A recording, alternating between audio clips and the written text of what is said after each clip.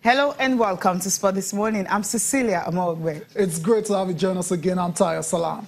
And first, it's Spragos of Nigeria talking about Eagles Team B. They are through to the quarterfinals of the African Nations Championship, and it was a thrashing for... Yeah, you can say that now, Cecilia. You can say that now. While in the first half, it was a bit of a scare when the Equatorial Guineans took the lead.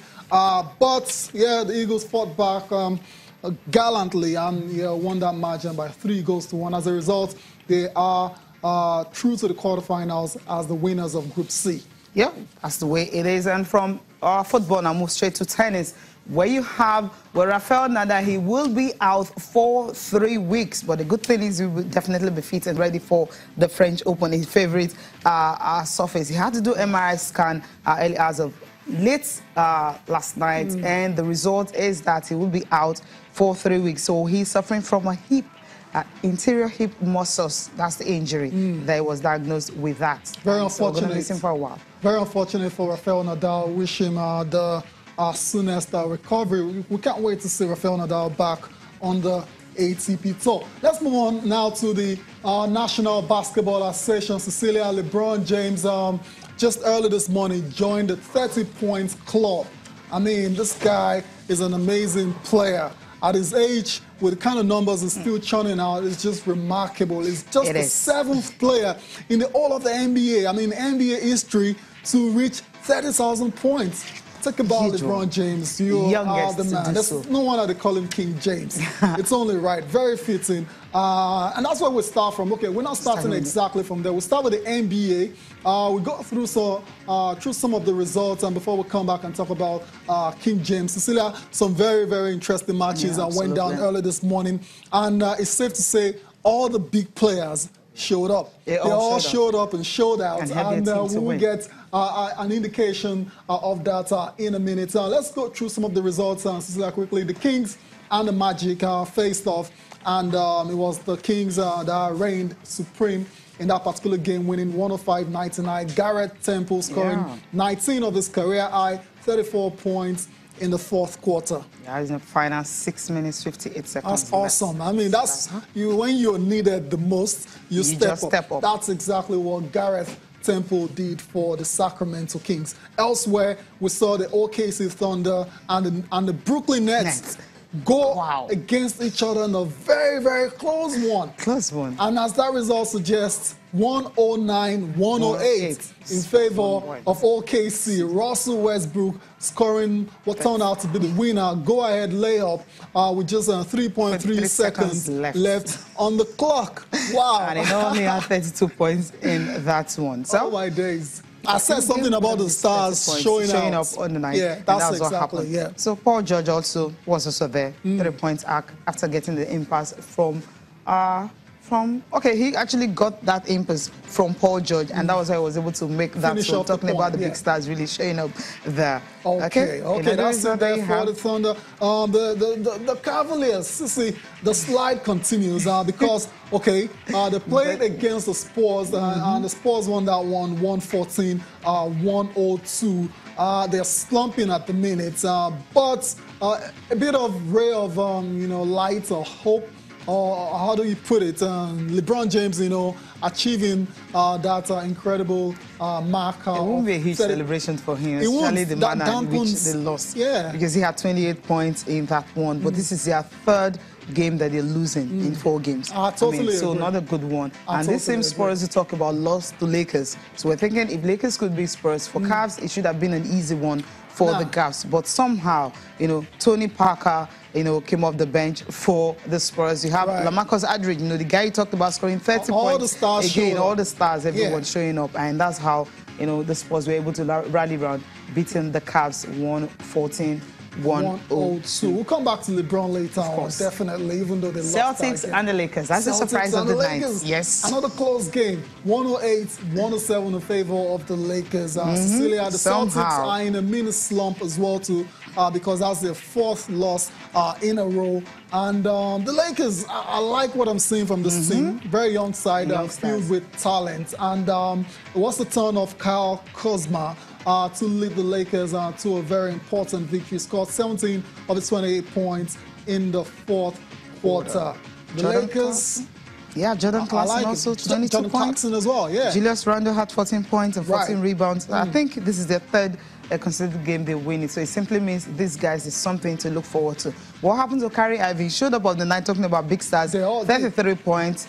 Marcus Smart added 22 points, but that just wasn't enough. Not enough. Enough for them at all. So Lakers, at least I'm happy for them winning games. I like the Lakers a lot. I like them a lot. So it'll be very interesting to see what they become in the next couple of years. If they can keep this, probably get one, big signing in. We're hearing it might be LeBron James or even Paul George in the summer. Then the Lakers might just be back for real.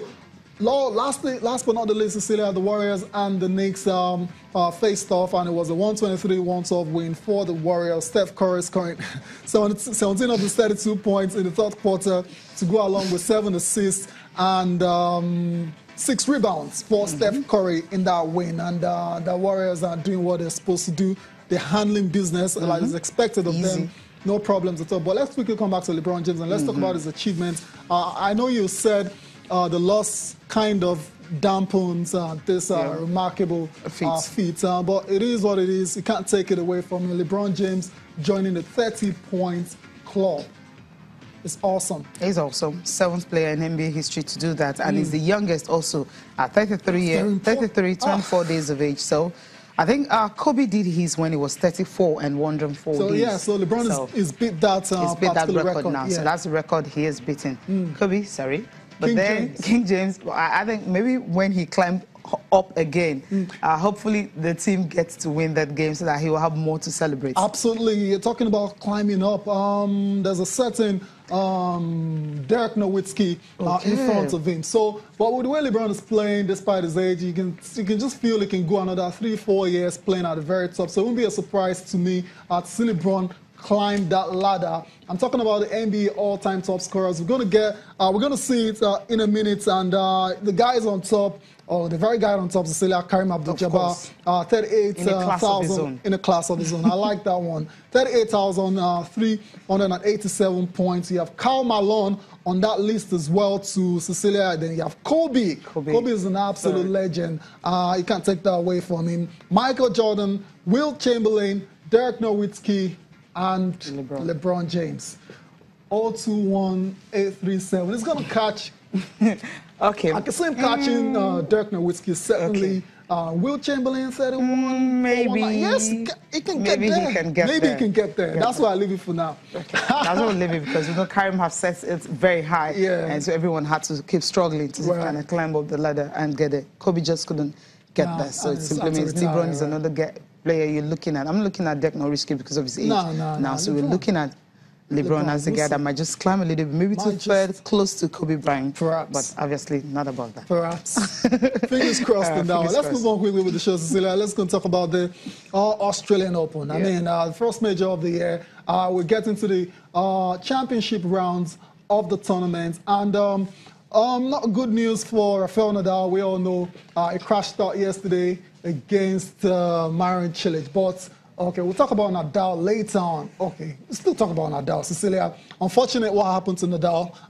That injury popped up in the 5th set, and he couldn't continue, retired. But we have updates today that he's going to be out for 3 weeks.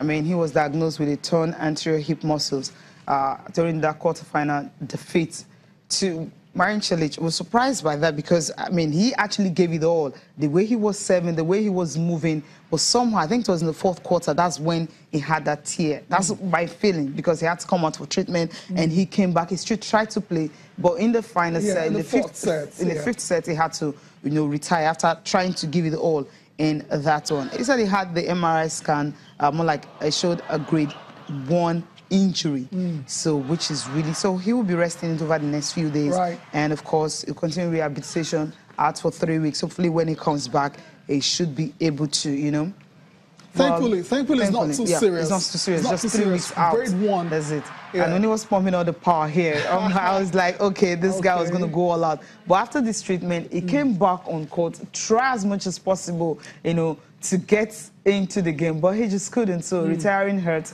It's something I didn't expect from him in this particular game, especially with the way he was playing. I mean, just look at that. Yeah, it's the second time it's happened to him. It was happened before. Same stage, Australian Open. That time was against Andy Murray. I remember that one. And it's a shame, really, but it's part of the game. Hopefully, Nadal can get back on court as soon as possible and start getting ready for the French Open, which everyone expects him to go on and win for the 11th time. Nadal, all the best, definitely. Where do we go from here? Yeah, maybe we'll listen to Marin Cilic and, of course, Rafael Nadal, talking after that game. Yeah, unbelievable performance from both of us, and really unfortunate for Rafa. He's unbelievable competitor, always gives his best, and very unfortunate for him to finish this fight. I had several break points in this last game, and it was absolutely important for me to keep that intensity and continue with my own game, not looking across the net. I have to keep going with my own game. Carl is also a big hitter, great serve, great forehand, so I have to take the things in my own hands and try to deal with my own court in the best way possible. Well, how disappointed is Nadal, after this particular one, missing a chance to be in another semi-finals again at the Australian Open, and also missing a chance to win another Grand Slam, adding to the ones he's already got. We'll listen to Rafael Nadal now. It's not the first time, here, and an opportunity that it's gone for me. So that's I am a positive person and I can be positive, but today is an opportunity lost to be in the semi-finals of Grand Slam and fight for an important title for me, and in this tournament already happened a couple of times in my life, so it's really,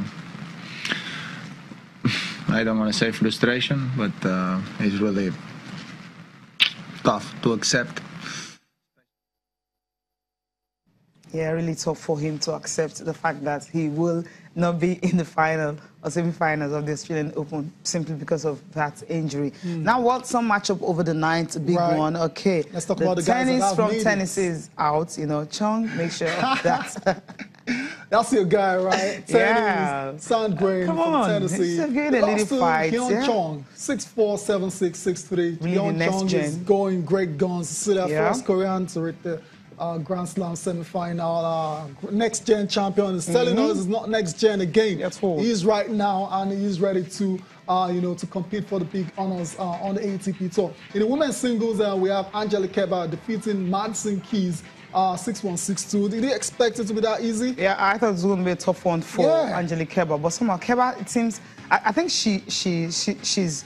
Or how do I put it now? She's gotten a groove back. Yeah, she's on fire. Back. She's on fire, just gathering the momentum, and that's why she's my favorite to win this. 51 minutes. Yeah, it was over. I mean, no stress, no time to waste at all. What so about easy. world number one? Yeah, Simona Halep and Pliskova. I also thought Simona Halep was going to struggle in this one, but somehow it's like these ladies are like, they are now at the business end of it, and they feel okay. Now this is the time to just take it. And that's it. So Kerber and Simona Halep will face off in the semi-finals. This is what's going to happen in that, because both of them are actually on a winning run now. They haven't lost this year, so we'll see what's going to happen in the semi-final. It's going to be a huge I can't wait for that. That's like the final before the final. Yeah, that's absolutely. World number one going up against two-time Grand Slam champion. Let's talk about Hyun Chong for a minute. Hyun Chong, our guy from South Korea. There's something about guys that wear goggles. Just something about them. But now, seriously speaking, he was on fire against Sandgrain, two very unlikely quarterfinalists, and it's proven to be the real deal for Mr. Cilic with the way it's played so far. I mean, the way it took out Novak Djokovic in the first round, very impressive. And usually in that kind of situation, a player goes on to the next round and just flops and goes out of the competition. But this guy is maintaining and sustaining the momentum, and it'll be very interesting to see what he does against Roger Federer or Thomas Berdych. This guy right here, I won't put it past him going all the way to the final. Just the way I thought he was going to do at the next gen, it's proving to be a very good player. That's what he has done. I mean, I'm afraid for whoever is going to face him next, because he's not. He's going to be between Roger Federer and of course, Thomas Berdych, and their game is going to start at 9:30. Okay, you know what? We'll go on break now. We'll come back. We'll talk more on tennis.